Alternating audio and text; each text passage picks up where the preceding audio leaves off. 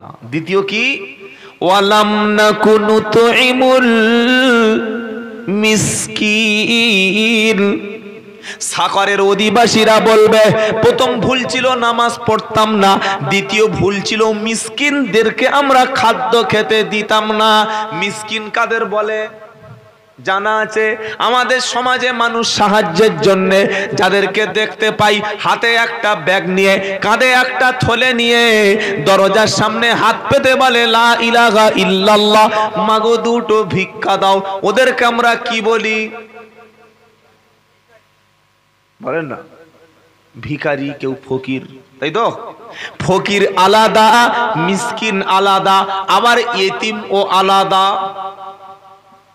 তিনটে নাম বললাম, এক নম্বর ফকির, দুই নম্বর এতিম, তিন নম্বর মিসকিন। ফকির কারা? যাদের বাড়িতে খাবার নাই, খাবার উপার্জন করার মতো শারীরিক কোনো ক্ষমতা নাই, শারীরিক ক্ষমতা সম্পূর্ণ অক্ষম, উপার্জন করতে পারে না, সামান্য কাজও করতে পারে না, পরের জীবিকার উপরে নির্ভরশীল, এর নাম হলো ফকির। যার বাড়িতে 10 কেজি চাল আছে, যার বাড়িতে সবজি আছে, আলু আছে, ডাল আছে, তরকারি আছে, ব্যাংকে টাকা আছে, ওই রকম ভিক্ষুকের জন্য ভিক্ষা করা জায়েজ নাই, আর ওই রকম ভিক্ষুকের হাতে পয়সা দেওয়া ও জায়েজ নাই। আমাদের 24 পরগনায় এমন এমন ফকির আছে যারা অরিজিনাল ফকির না, যাদের ব্যাংকে 3-4টে করে অ্যাকাউন্ট বই আছে। এখানেও আছে। কি অবস্থা, এদের ফকির বলা যায়? এরা ফকির নয়, এরা ফিকির, একতলার মালিক। আহা, চিন্তা করেন। আল্লাহু আকবার। ইসলাম বলছে আল্লাহর কাছে সবচাইতে দুটো কাজ হলো ঘৃণিত, হালাল হলেও ঘৃণিত। একটা হলো ভিক্ষাবৃত্তি, আরেকটা হচ্ছে তলাক। মা দুটো খেতে দাও, বাপ দুটো খেতে দাও। মুসলমানদের মধ্যে কেন ভিক্ষুক থাকবে ভাই? যে ইসলাম 2.5% টাকা গরিবকে দেওয়া ফরজ করে দিয়েছে। কি বলছেন? আপনার জমিতে ধান চাষ হলো, জমিতে আলু চাষ হলো, জমিতে আপনার ফসল উঠলো, ইসলাম বলছে জমির ফসলের কিন্তু জাকাত আছে, যার নাম হচ্ছে ওসর। ফসলের জাকাতকে কি বলে ওলামারা জানে? ওসর। তার মানে হলো আল্লাহর বর্ষার পানিতে যদি তুমি চাষ করো, 10 বস্তা ফসল হলে 9 বস্তা তোমার, 1 বস্তা গরিবের। আর যখন তুমি স্যালো দিয়ে সাবমার্সাল বসিয়ে 20 কিনে টাকা দিয়ে জন্য দিয়ে যখন খরচ করে তুমি ধান গম জব চাষ করবে, আল্লাহর নবী বলেন তখন আর আল্লাহ বলছে বান্দা আমি রহমান, তখন তোমাকে 10 বস্তায় 1 বস্তা দিতে হবে না, 20 বস্তা হলে 19 বস্তা তোমার, বাকি 1 বস্তা আমার। আমি আল্লাহ খাবো, তাই তো নাকি? আল্লাহ খায়? আল্লাহর খাওয়ার দরকার নাই, অথচ তিনি সবাইকে খাওয়ান। আল্লাহ বলছে যখন 20 বস্তা হলো গরমের চাষ, তখন আর কিন্তু 1 বস্তা নয়, 2 বস্তা নয়, তখন 19 বস্তা নিয়ে 1 বস্তা গরিবের বাড়িতে পৌঁছে দেবে। হিন্দু, খ্রিস্টান, ইহুদি, জৈন, এদের মধ্যে তো অত ভিক্ষুক পাওয়া যায় না। আপনি হাওড়ায় যান, শিয়ালদায় যান, মেচেদা যান, কোলাঘাট যান, বর্ধমান যান, আরামবাগ যান, চাপাডাঙ্গা যান, হুগলিতে যান, কোথায় নাম বলবেন, কোন জায়গা বলবেন, যেখানে যাবেন দেখবেন রাস্তার পাশে বসে মাথায় টুপি দিয়ে লা ইলাহা ইল্লাল্লাহ, লা ইলাহা ইল্লাল্লাহ, লা ইলাহা ইল্লাল্লাহ। বলুন তো মাথায় টুপি দিয়ে কি লজ্জা লাগে যখন আমরা ট্রেনে বাসে উঠি? আল্লাহু আকবার, আল্লাহু আকবার। প্রধান কারণ হচ্ছে আমরা মুসলমানরা যাকাতকে ছেড়ে দিয়েছি। আজকে তাপমাত্রা কত ছিল বলুন? 41, 41। আমাদের 24 পরগনা, আপনাদের এখানে কত? 32 নাকি 42? তার মানে সব আল্লাহর ওলি বাস করে এখানে, তাই তো? মাসের পর মাস যে বৃষ্টি হচ্ছে না, কেন বৃষ্টি হচ্ছে না, কেন গরম পড়ছে? আল্লাহ দিচ্ছেন। আল্লাহ দিচ্ছেন কেন ভেবে দেখেছেন কখনো? নবী বললেন বান্দা যখন যাকাত দিতে অস্বীকার করবে, আল্লাহ তখন আসমান থেকে পানি বন্ধ করে দেবে। কোটি কোটি টাকার মালিক যাকাত দেয় না, লক্ষ লক্ষ টাকা, কি বুঝলেন বলেন? বান্দা তুমি যখন গরিব মিসকিনকে যাকাত দেবে না, আমি আল্লাহ তখন পানি বর্ষণ বন্ধ করব। এটা আল্লাহর পক্ষ থেকে শাস্তি। যাকাত মালের বার করো, গরিবকে খেতে দাও। তো ফকির কাকে বলে? যার ক্ষমতা নাই উপার্জন করার, শরীরে যার ক্ষমতা নাই, বাড়িতে কোনো খাবার নাই, ওর নাম হলো ফকির। ওই ব্যক্তিকে ভিক্ষা দিতে হবে। 2 নম্বর বলেছি এতিম। কি বললাম? এতিম। এতিম কাকে বলে? কোন ব্যক্তির যদি বাবা থাকে, মা না থাকে, বাবা মা কেউ না থাকে, তার নাম কি? 80 বছরের মুরব্বী, জমি জায়গা আছে, বাপ মা মারা গেছে, সে কি? এতিম। এতিম বলা যাবে? আমার বয়স এখন 32 চলছে। আল্লাহ 2-4 পয়সা মোটামুটি খাওয়ার মতো বা চলার মতো, মাদ্রাসা চালানোর মতো দিয়েছে। গাড়ি বাড়ি মোটামুটি টুকটাক আছে চলার মতো। এখন কালকে রাত্রে ধরুন আমার বাপ স্ট্রোকে মারা গেল, আর এই সামনে বছর আমার মা মারা গেল, আমি কি বলবো? বাবা দুটো ভিক্ষা দাও, আমি এতিম বলবো নাকি? না। এতিমের জন্য 3টি শর্ত লাগবে। 1 নম্বর হলো নাবালক হওয়া লাগবে। 2 নম্বর হলো টাকা পয়সা সম্পদ কিছু নাই, তার কোনো আশ্রয়দাতা কেউ নাই। আর 3 নম্বর হলো ওই ব্যক্তির জন্য পৃথিবীতে কোনো সম্পদের কোনো ভান্ডার নাই, তার নাম হলো এতিম। বাবা মা কেউ নাই, সম্পদ গচ্ছিত কেউ নাই, কেউ তাকে দিয়ে সহযোগিতা করবে এরকম কিছু নাই। নাবালক অবস্থায়, বাচ্চা বয়সে বাপ মা মারা গেলে, সম্পদের কিছুই না থাকলে, তারও নাম হলো ইয়েতিম। মনে থাকবে ইনশাআল্লাহ। ইয়েতিম সম্পর্কে কোরআনে অন্তত 30টা আয়াত আমি পড়েছি যতটুকু। আলাম ইয়াজিদকা ইয়াতীমা ফাআওয়া। আল্লাহ পাক বলছে, নবী আমি কি আপনাকে ইয়েতিম হিসাবে পাই নাই? সবচাইতে বড় ইয়েতিম ছিলেন বিশ্ব নবী। আহা, ইয়েতিম কাকে বলে? সাল্লাল্লাহু আলাইহি সাল্লাম জন্মের পরে বাপ নাই, হয়ে 5 থেকে 6 বছরের মধ্যে মা মারা যাচ্ছে। এত বড় ইয়েতিম পৃথিবীতে কেউ নাই। এজন্য ইয়েতিমের মাথায় হাত বুলানো, ইয়েতিমকে লালন পালনকারী ব্যক্তি আর আল্লাহর নবী সাল্লাল্লাহু আলাইহি সাল্লাম দুজনে একই জান্নাতে থাকবে। বলুন সুবহানাল্লাহ। যদি কখনো পারেন, সম্ভব হয়, পাড়ায় এলাকায় যদি এতিম বাচ্চা থাকে, তার খাবারটা, তার পোশাকটা, তার চিকিৎসা, তার শিক্ষা, তার বাসস্থানের দায়িত্ব নেবেন। বেশক আপনি জান্নাতি জান্নাতি জান্নাতি। জোরে বলুন সুবহানাল্লাহ। মনে থাকবে ইনশাআল্লাহ। এই যুবকেরা, তোমরা সকলে কি বলো? আমরা কি বলি? যে আমরা নবীর সুন্নাত মানি, তাই তো বাবা? জোরে বলেন নবীর সুন্নাত ভালোবাসি। খাওয়ার শেষে টুপ করে বলে দিলাম মিষ্টি খাওয়া সুন্নাত, দাড়ি রাখা সুন্নাত, সালাম দেওয়া সুন্নাত, টুপি পরা সুন্নাত, পা একটা তুলে বসে সুন্নতি স্টাইলে খাওয়া সুন্নাত। আর বিধবা মেয়েকে বিয়ে করা হারাম, তাই তো? সুন্নাত। বিধবা মেয়ে বিয়ে করে এই সুন্নাতটা পালন করেছে একজন আল্লাহর ওলি। হাত তুলুন তো দেখি, কে আছে দেখি যে বিধবা মেয়েকে বিয়ে করেছে? আপনি বিধবা মেয়েকে বিয়ে করেছিলেন? বুঝতে পারেন বিধবা কাকে বলে? স্বামী আছে, ছেলে আছে, সবাই আছে, বিধবা, তাই তো নাকি?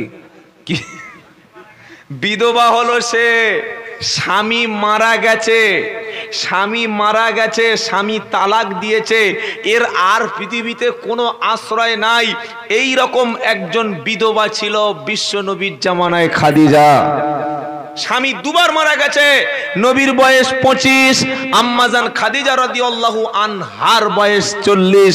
নিজের বয়সের চাইতে 15 বছরের বড়, 2 বার স্বামী মারা যাওয়া, 4টে ছেলের মা খাদিজা, তাকে নিয়ে মুহাম্মদ সাল্লাল্লাহু আলাইহি ওয়াসাল্লাম 15টি বছর সুখে শান্তিতে বসবাস করেছিলেন।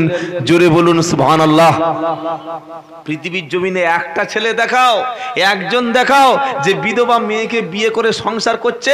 আর যদি কোনো ছেলে বক্তব্য শুনে, জলসা শুনে নিয়ত করে যে একজন বিধবা, হয়তো তার কপালটা খারাপ, হয়তো স্বামীটা বিয়ের 1 মাস পরে মারা গেছে, হয়তোবা দুশ্চরিত্র মৎখোর স্বামী ছিল, তাই বিবিকে তালাক দিয়েছে, আমি ওই নারীর চোখের পানি মোছাবো, ওর কান্নাটা আমি থামাবো, ওর ব্যথার সঙ্গে আমি সমব্যথী হব, আমি তার আগের স্বামীর মতো ভালোবাসবো। আমি নবীর একটা সুন্নাত, বিধবা নারীকে বিয়ে করে সুখে শান্তিতে সংসার করতে চাই। এটা এই হুগলি জেলার গোঘাটের বাচ্চা, না কি গ্রামটার নাম, কামচে, কামচের কোন যুবক যদি নিয়ত করে নবী একটা সুন্নাত আমি জীবনে ধারণ করব, ও যদি একটা বিধবা মেয়েকে বিয়েই করে ফেলে, ও গ্রামে বাস করতে পারবে? এই ছেলেটা ভালো ছেলে না, ওর মা কি বলবে, আমার ছেলে আমি দেখে শুনে বিধবা মেয়ে দেবো, আমার ছেলে পচা, ন্যাংরা, খেদো, গোদা না হিজড়ে, এরকম ভাষা বলবে। কিন্তু খবরদার, খালি সহজ সুন্নাত গুলো নিয়ে আমল করলে হবে না। আমরা খুব চালাক, হুজুর জান দিয়ে দেব। আরে জান দিচ্ছ দাও, মালটা কবে দেবে বলেন? হুজুর দাড়ি রাখা সুন্নাত, মেসওয়াক করা সুন্নাত, পাঞ্জাবি পরা সুন্নাত, কিন্তু ইসলামের দাওয়াতের কথা বলতে গেলে মার খাওয়া সুন্নাত। এই সুন্নাতটা কবে তোমার মধ্যে আসবে বলো? নবীর সব সুন্নাতটা নিলাম, বিধবা সুন্নাতটা নিলাম না। অথচ নবী বলেন, কেউ যদি কোনো বিধবা মহিলাকে আশ্রয় দেয়, কোনো বিধবা মা তাকে থাকার ব্যবস্থা করে, তার বাসস্থানের ব্যবস্থা করে, আল্লাহর নবী বলেন জিহাদের ময়দানে গিয়ে, যুদ্ধের ময়দানে গিয়ে, যুদ্ধ অবস্থায় থাকলে যে সওয়াব হয়, কোনো বিধবা মা তাকে আশ্রয় দিলে, খাওয়ার ব্যবস্থা, থাকার ব্যবস্থা, তার নিরাপদ ব্যবস্থা করে দিলে যুদ্ধের ময়দানের মতো সমান সওয়াব পাওয়া যায়। ইসলাম মানে শুধু নামাজ, রোজা, হজ, যাকাত না, গরিবের চোখের পানি মোছানো, সমাজ থেকে দরিদ্র দূর করা, এতিম মিসকিন বিধবা যাতে শান্তিতে বসবাস করতে পারে, তার জন্য ইসলাম এসে একটা সমতার ব্যবস্থা করে দিয়েছে। একজন 10 তলায় বাস করবে, আরেকজন গাছতলায় বাস করবে, এটা ইসলাম না। একজনের 4টে রুমে 4টে এসি, আরেকজন ত্রিপলের তলায় গরমে ছটপট ছটপট করে মাছ ভাজার মতো ভাজবে গরমে, এর নাম কিন্তু ইসলাম না। একজন 6টা তরকারি খাবে, তার প্রতিবেশী ক্ষুধার্ত অবস্থায় শুধু খিচুড়ি ভাতটুকু শুধু পাবে না, এটার নাম কিন্তু ইসলাম নয়। ধনী দরিদ্র সবাইকে মিলেমিশে একসঙ্গে একই প্লেটে একই মঞ্চে উঠে খাওয়ার সিস্টেম একমাত্র ইসলাম শিখিয়ে দিয়েছে। বলুন সুবহানাল্লাহ। তাহলে এতিম কাকে বলে শিখে নিলাম। এইবার আসল পয়েন্ট কি শোনাচ্ছিলাম, জাহান্নামের সাকর নামক গেট দিয়ে প্রবেশ করেছে কারা? প্রথমে নামাজ পড়ে নাই যারা, দ্বিতীয় মিসকিনদেরকে খাদ্য খেতে দেয় নাই যারা। আর সেই মিসকিন কারা? মিসকিন হচ্ছে সে যার বাড়িতে খাবার নাই, পরার মতো পোশাক নাই, পেটে ভাত নাই, অন্ন নাই, অথচ লোকটা অত্যন্ত সম্মানের, আত্মসম্মান আছে, এজন্য লজ্জায় পৃথিবীর কোনো মানুষের কাছে মুখ দিয়ে বলতে পারে না, অথচ টাকার প্রয়োজন, খাবারের প্রয়োজন। তার নাম কি? কথা বলে না, তার নাম মিসকিন, অর্থাৎ ভদ্র ফকির। কি বুঝলেন? স্ট্যান্ডার্ড ফকির। টাকার দরকার, খাবারের দরকার কিছু নাই, আর লজ্জায় বলতে পারে না। সমাজের মানুষের বোঝা উচিত যে লোকটা সত্যি এরকম। বলে হুজুর এই লোকের পয়সা দিতে কে বলেছে? ইয়াসআলুনাকা মাযা ইনফিকুন কুল মা আনফাকতুম মিন খায়রিন ফালিল ওয়ালিদাইনি ওয়াল আকরাবিন ওয়াল ইয়াতামা ওয়াল মাসাকিন। দ্বিতীয় পারা 12 পৃষ্ঠা 14 নম্বর লাইনে 215 নম্বর আয়াত সূরা বাকারা। নবীকে প্রশ্ন করা হলো, আমরা যখন ব্যয় করব, আমরা যখন খরচ করব, কোন কোন খাতে কাদের পিছনে খরচ করব? কোরআন বলছে কুল মা আনফাকতুম মিন খায়রিন ফালিল ওয়ালিদাইনি ওয়াল আকরাবিন। তোমরা যখন মূল্যবান কল্যাণকামী বস্তুগুলো, ভালো ভালো বস্তুগুলো আল্লাহর রাস্তায় যখন ব্যয় করবে, তোমরা যখন খরচ করবে কল্যাণের জন্য, তখন প্রথমে আব্বা এবং আম্মার পিছনে খরচটা করবে। 2 নম্বর অল আকরাবিন, নিকট আত্মীয় যারা, তোমার রিলেটিভ যারা, রক্তের সম্পর্ক যাদের সাথে, তাদের পিছনে তুমি অর্থ ব্যয় করো, তাদের খবর নাও, তাদেরকে খেতে দাও। তোমার চাচি, তোমার খালা, তোমার বোন, তোমার ভাই, তোমার প্রতিবেশী যারা আছে, তাদের খবর নাও, তাদের খেতে দাও, তাদের পিছনে ব্যয় করো। কোরআন 3 নম্বর বলল ওয়াল ইয়াতামা, ইতিম যারা, তাদের পিছনে অর্থ খরচ করো। 4 নম্বর ওয়াল মাসাকিন, মিসকিনদের পিছনে তুমি খরচ করো। সূরা মাউন পড়েন নাই? আরাআইতাল্লাযী ইউকাযযিবু বিদ্দীন ফাযালিকাল্লাযী ইয়াদুউল ইয়াতীম ওয়ালা ইয়াহুদ্দু আলা তুআমিল ফকির। তাই তো নাকি? কি আছে ওখানে? ওয়ালা ইয়াহুদ্দু আলা তুআমিল মিসকিন। মিসকিনদেরকে খাদ্য খেতে দিত না যারা, মানুষকে খাদ্য খেতে উৎসাহিত করতো না যারা, তারা জাহান্নামে যাবে। আবার সূরা দাহার চলুন, ওখানে আল্লাহ বলছে কিয়ামতের দিন আমি কিছু বান্দাদেরকে জান্নাতে স্পেশাল খাওয়াবো। সুবহানাল্লাহ বলতে ইচ্ছা করলো না? বিয়ে বাড়িতে কিছু স্পেশাল গেস্ট থাকে না? থাকে না? থাকে। আর বিয়ে বাড়িতে দাওয়াত কারা পায়? ধনী লোকের বিয়ে বাড়িতে ধনীরা। যাদের বাড়িতে পয়সা নাই, যাদের পোশাক কোনো ভালো না, ধনী লোকের বিয়ে বাড়িতে তারা দাওয়াত পাবে না। দাওয়াত করবে কাদের?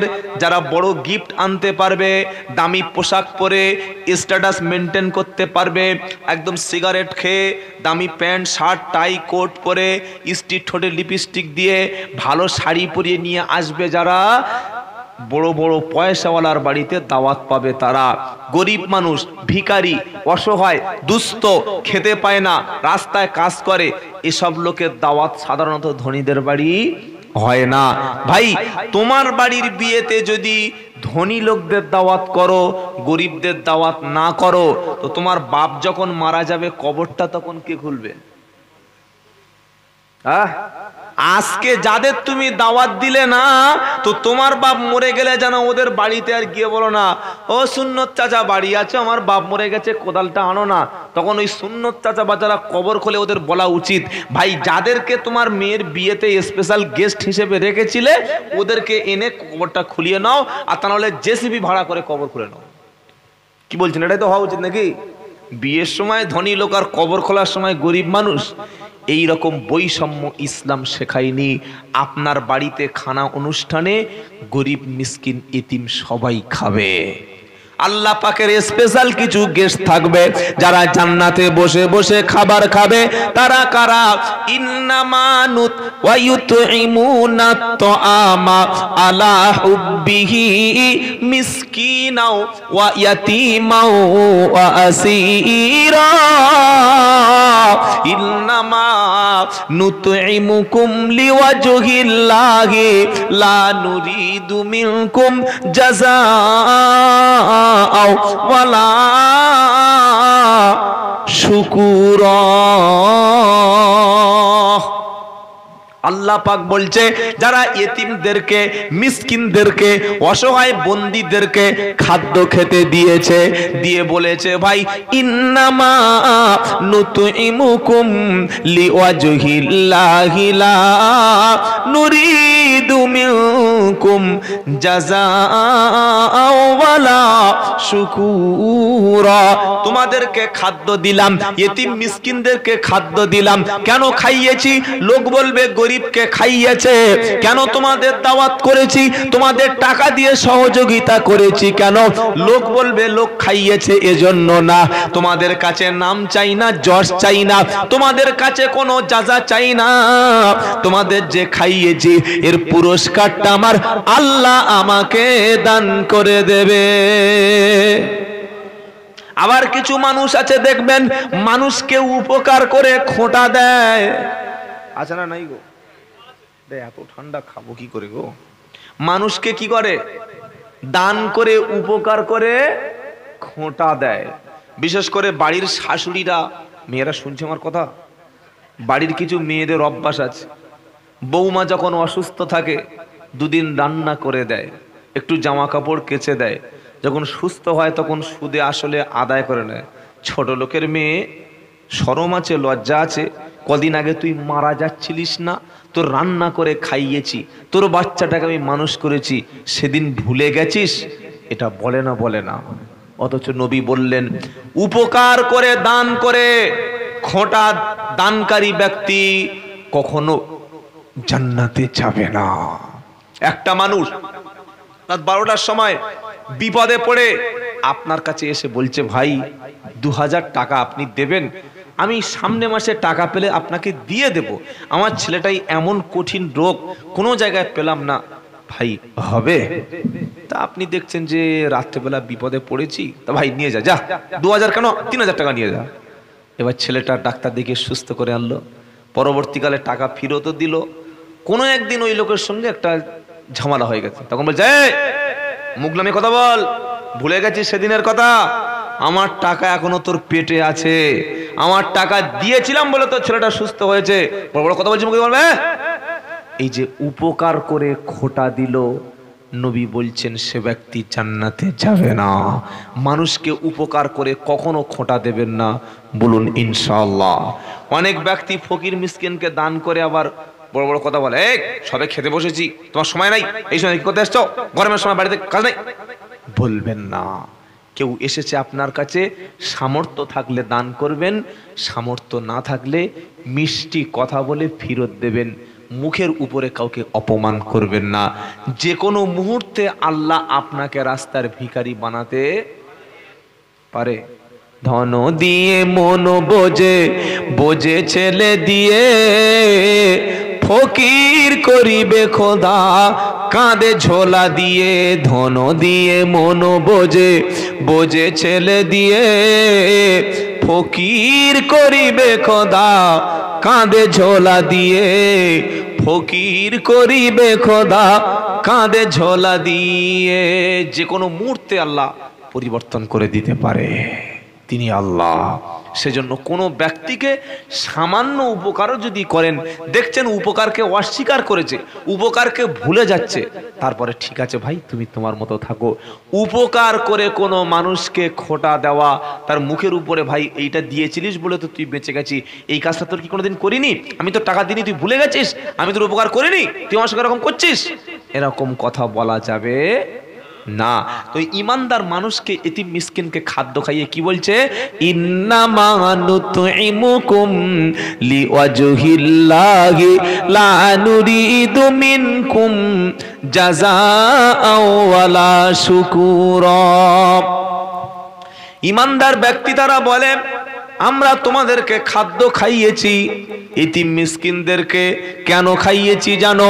তোমাদের কাছ থেকে কোনো বদলা চাই না, তোমাদের কাছে কোনো উপকার চাই না, এর বদলা আমরা আল্লাহর কাছে চাই, আর আল্লাহ জান্নাতে তাদের খেতে দেবে। জোরে বলুন, আল্লাহ সেদিন খেতে দেবে, আর কি বলবে, কুলু ওয়াশরাবু হানি আম বিমা আসলাফতুম ফিল আইয়ামিল খালিয়া। জান্নাতের মধ্যে খাও এবং পান করো, পূর্বের জিন্দেগিতে যে ভালো কাজগুলি করে এসেছিলে তার বদলা দিয়ে দিলাম। মিসকিন কারা তাহলে বুঝতে পেরেছি, ফকির, মিসকিন আর এতিম তিনজনের সংজ্ঞা বললাম। এবার জাহান্নামীরা সেদিন তাহলে কি বলবে? প্রথমে শুনিয়েছে ক্বালু লাম নাকু মিনাল মুসাল্লিন ওয়া লাম নাকু নুতইমুল মিসকিন, নামাজ পড়তাম না আর মিসকিনদেরকে আমরা খাদ্য দিতাম। 3 নম্বর কি বলবে সেদিন সাকরের অধিবাসীরা, ওয়াকুন্না নাখুদু মাআল খাইদিন, রাত দিন আমরা সমালোচনাকারীদের সঙ্গে সমালোচনায় লিপ্ত থাকতাম। আলেম ওলামা দিনদার পরেশগার একদল বান্দা ছিল, দিন নিয়ে রাস্তায় চলতো, আল্লাহর পথে তারা চলতো, আমরা তাদের সমালোচনা করতাম। বললে এরকম কথা কোথায় লেখা আছে? এটা জানার জন্য যেতে হবে সূরা আল মুমিনুন। কোরআন শোনাচ্ছে, আলাম তাকুন আয়াতি তুতলা আলাইকুম ফাকুনতুম বিহা তুকাদ্দিবুন। 18 পারা 8 পৃষ্ঠা, প্রথম লাইন 104-5 নম্বর আয়াত, সূরার নাম সূরা আল মুমিনুন। একদল লোকের কিয়ামতের দিন আল্লাহ জাহান্নামের মধ্যে চেহারাটা পুড়িয়ে সেদিন কালো করে দেবে। তাদের চেহারা যখন পুড়ে যাবে, আগুনে যখন তাদের চেহারা ঝলসে যাবে, আল্লাহ সেদিন জাহান্নামীদের জিজ্ঞাসা করবে, আলাম তাকুন আয়াতি তুতলা আলাইকুম ফাকুনতুম বিহা তুকাদ্দিবুন। হে জাহান্নামীরা, তোমাদের সামনে কি আমার কোরআন তেলাওয়াত হতো না? তোমাদের সামনে কি আমার আয়াতগুলো পাঠ করে হতো, পড়া হতো না? মসজিদে বক্তব্য হতো, দাওয়াতের সাথীরা হাতে ধরে ধরে তোমাদের বুঝিয়ে দিয়েছিল। আল্লাহর খাঁটি বান্দারা, ওলি বান্দারা, হাক্কানি আলেমেরা কোরআন সুন্নাহর কথাগুলি বারবার বারবার তোমাদেরকে সাবধান করে দিয়েছিল। সুদের দিকে যেও না, অন্যায়টা ছেড়ে দাও, জুলুম নির্যাতন ছেড়ে দাও। কোরআন যখন তোমাদের সামনে পড়া হতো তখন তোমরা মিথ্যা মনে করে মুখটা ঘুরিয়ে নিয়ে অন্যদিকে তখন তোমরা চলে গিয়েছিলে। তখন জাহান্নামীরা কি বলবে জানেন? জাহান্নামীরা তখন বলবে যে আল্লাহ রব্বানা আখরিজনা মিনহা ফাইন উদনা ফাইন্না জালিমুন। জাহান্নামীরা বলবে আল্লাহ সত্যি দুনিয়াতে আমরা ভুল করেছিলাম, কোরআন শুনে মুখটা ফিরিয়ে নিয়েছিলাম। আয় আল্লাহ যদি আমরা আরেকবার পাপ করি রব্বানা আপনি আবার শাস্তি দেবেন। আল্লাহ আমাদেরকে জাহান্নাম থেকে বার করুন। সত্যি আমরা বিভ্রান্ত হয়ে গিয়েছিলাম, ভাগ্য আমাদের খারাপ করে দিয়েছিল, আল্লাহ আপনি জাহান্নাম থেকে বার করুন। আল্লাহ পাক সেদিন বলবে ক্বালা কুসাউ ফিহা ওয়ালা তুকাল্লিমুন। হে জাহান্নামীরা আজকের আগুনের মধ্যে পড়ে থাক, আমার সঙ্গে কোনো কথা বলো না, আজকের কোনো কথা অ্যাকসেপ্ট করা হবে না। কেন? ইন্নাহু কানা ফারিকুম মিন ইবাদি ইয়াকুলুনা রাব্বানা আমান্না ফাগফির লানা ওয়ারহামনা ও আনতা খায়রুর রাহিমিন। আমার একদল বান্দা ছিল যারা আমার উপরে ঈমান এনেছিল, ঈমান আনার পরে আমার উপরে ভরসা করেছিল, আমি আল্লাহকে মেনে নিয়েছিল। তারা বলতো আল্লাহ তুমি রহমানুর রহিম, তুমি গফুরুর রহিম, তুমি উত্তম দয়াবান। এই কথাগুলো আমার একদল বান্দা জমিনে বলে বলে বেড়াতো।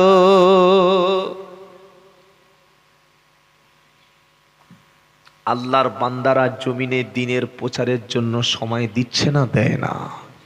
আলেম ওলামারা মসজিদে মেহনত করছে, হাক্কানি ওলিরা পীরেরা বিভিন্ন দরবার থেকে মেহনত করছে, দাওয়াত ও তাবলীগের সাথীরা গোটা বিশ্বে তারা জান এবং মাল দিয়ে আল্লাহ রাস্তায় মেহনত করছে। বলুন সুবহানাল্লাহ।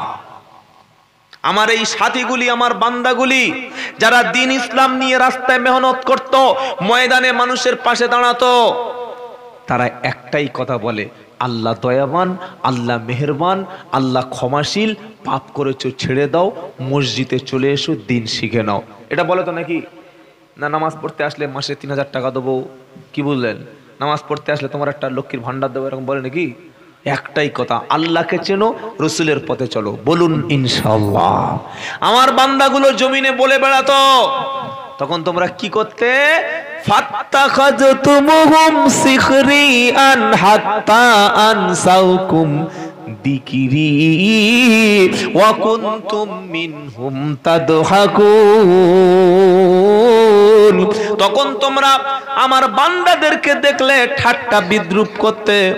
চাচা যাচ্ছে দেখো, দাড়িওয়ালা যাচ্ছে দেখো, মসজিদে খাচ্ছে আর মসজিদে শুচ্ছে দেখো, কোনো কাজ নাই, খালি নামাজ রোজা নিয়ে পড়ে আছে, ইমাম সাহেব মসজিদে পড়ে আছে, এরা কিচ্ছু বোঝে না, এরা দেশের কিছুই জানে না, খালি আল্লাহ আল্লাহ করে শুধু মসজিদে খাই আসছই, আল্লাহ রসুল নিয়ে পড়ে আছে। আজে বাজে কথা তোমরা বলতে, তাদের দেখে ঠাট্টা বিদ্রুপ করতে, এত বেশি ঠাট্টা বিদ্রুপ করতে আমার জিকির, আমার স্মরণ পর্যন্ত করার সময় থাকতো না। আল্লাহর কালাম দুনিয়ার বাস্তবের সঙ্গে মিলে যাচ্ছে না, যায় না? কি বলছেন? পশ্চিম বাংলার জমিনে ভাই এমন অনেক মসজিদ এখনো আছে যেখানে দাওয়াত ও তাবলীগের সাথীদেরকে গেলে মসজিদ থেকে নামিয়ে দেওয়া হয়। কি বলছেন আপনারা? আছে, অনেক জায়গা আছে, আমার গ্রামেই আছে। আল্লাহু আকবার, কত বড় জাহিল! কি বলছে? মসজিদে শোয়া চলে। মসজিদে শোয়া চলে না কেন? না যদি কিছু হয়ে যায়। কি মসজিদে ছেলে হয়ে যাবে নাকি? কি বলছেন? মসজিদে শুলে কি হবে? হয় পেশাব হবে, নয় পায়খানা হবে, আর নয় বীর্যপাত হবে। তাছাড়া কিছু হবে? বর্জ্যপাত তো হবে না। কি বুঝলেন? তিনটে জিনিস হবে, হয় পেশাব, নয় পায়খানা, আর নয় বীর্যপাত। এর বেশি কিছু হয় নাকি? বলুন তো, মসজিদে ইমাম সাহেব থাকে না থাকে না? থাকে, মুয়াজ্জিন সাহেবও থাকে, যারা ইতিকাফে থাকে তারা মসজিদে বাথরুমে ঘুমায় নাকি? কোথায়? মসজিদের মধ্যে। তাহলে ইতিকাফ থাকা অবস্থায় যদি কারোর পেশাব পায়খানা বা বীর্যপাত হয়ে যায় তার অবস্থাটা কি হবে? তাকে জ্বালিয়ে দেওয়া হবে? মসজিদের মধ্যে যদি কেউ শূকরের মাংস ফেলে রেখে যায়, মসজিদ জেসিবি দিয়ে ভেঙে উড়িয়ে দিয়ে 1 কিলোমিটার দূরে একটা মসজিদ করবেন, এটা ইসলাম নাকি? নো। পেশাব পায়খানা যদি কিছু হয়, যে ইসলাম মসজিদে শোয়ার জন্য প্রয়োজনে অনুমতি দিয়েছে, ওই ইসলাম মসজিদের নাপাকটা পরিষ্কার করার জন্য ইসলাম পবিত্র শিক্ষা দিয়েছে। বলুন সুবহানাল্লাহ। আমি অনেক গবেষণা করে দেখেছি, যে সমস্ত এলাকায় মসজিদ মানুষকে শুতে দেয় না, মসজিদে কোরআন শেখাতে গেছে, বলছে ভাই আমাদের কিচ্ছু দরকার নাই, খালি কোরআনটা শিখে নাও, নামাজটা শিখে নাও, ওযু গোসলটা শিখে নাও, আমরা দরকার হয় গিয়ে গাছতলায় থাকবো, বটতলায় থাকবো, ঢালাই রাস্তায় চট বিছিয়ে থাকবো, খালি একটু বসতে দাও। না না, কেন না, আমাদের মসজিদে শোয়া যাবে না, মানা করেছে। মসজিদে শোয়া যাবে না ঠিক আছে, কিন্তু কোরআন পড়া যাবে না? বলো না যাবে না। কেন যাবে না? নিশ্চয়ই তাহলে তোমাদের কোরআন পড়ায় ভুল আছে, তাই তো নাকি? তোমরা মসজিদে এসে দিন শিক্ষা করো, ইসলাম শেখো। মসজিদ কোনো দলের হতে পারে না। কেউ যদি মনে করে এটা তবলিগ জামাতের মসজিদ, আপনি 100% ভুল বলছেন। কেউ যদি বলে এটা ফুরফুরার মসজিদ, আপনি 200% ভুল বলছেন। কেউ যদি বলে এটা ওই আজানগাছিদের মসজিদ, আপনি 300 বার ভুল কথা বলছেন। কেউ যদি বলে এটা আলে হাদিসদের মসজিদ, এটাও আপনি ভুল বলছেন। মসজিদ হলো আল্লাহর। মসজিদে দাওয়াতের সাথীরা আসবে, কোরআন শিক্ষা দেবে, ইসলাম শিক্ষা দেবে, ওযু গোসল শিক্ষা দেবে, পাক না পাক শিক্ষা দেবে। ওলিরা পীরেরা এসে দিনের মজলিস কায়েম করে যাবে, জিকিরের মজলিস চলবে, কোরআনের তাফসীর চলবে। প্রয়োজনে একটা গরিব মানুষ খেতে পায় না, তার সমস্যাটা মসজিদ কমিটিকে জানাবে। একটা মেয়ে বিয়ে দিতে পারছে না, তার বাপ মসজিদ কমিটির কাছে গিয়ে আবেদন করবে, মসজিদ থেকে সহযোগিতা আসবে। একটা মানুষ চিকিৎসার জন্য ধুকে ধুকে মারা যাচ্ছে, হাত পেতে ভিক্ষা করবে কেন? মসজিদ কমিটি পাড়া থেকে চাঁদা তুলে এই ব্যক্তিটা সহযোগিতা করবে। পাড়ার মধ্যে কোনো ছেলে যদি মাধ্যমিক উচ্চ মাধ্যমিকে প্রচুর পরিমাণে অনেক % নাম্বার পায়, মসজিদ কমিটির দায়িত্ব নিয়ে এরকম একটা ছেলেকে বড় আইনজীবী কিংবা পুলিশ অফিসার, ডাক্তার কিংবা একজন যোগ্য সন্তান মসজিদ কমিটি তৈরি করবে। মসজিদ কোনো দলের না, মসজিদ কোনো বিশেষ ব্যক্তির না, মসজিদ আল্লাহর। আল্লাহর বান্দাদের যাবতীয় সমস্যার সমাধান মসজিদেই হবে। বলুন সুবহানাল্লাহ। এটা বলে কেউ শুনে কষ্ট পেলেন নাকি? মসজিদ ভাগ করে নিচ্ছে, আমাদের মসজিদ ওদের মসজিদ, এদের মসজিদ তোর বাবার নাকি রে? মসজিদ তো আল্লাহর। আল্লাহর মসজিদে যদি আল্লাহর নাম না উচ্চারণ হয় তাহলে আর এখানে কি হবে বলেন? যেটা শোনাচ্ছিলাম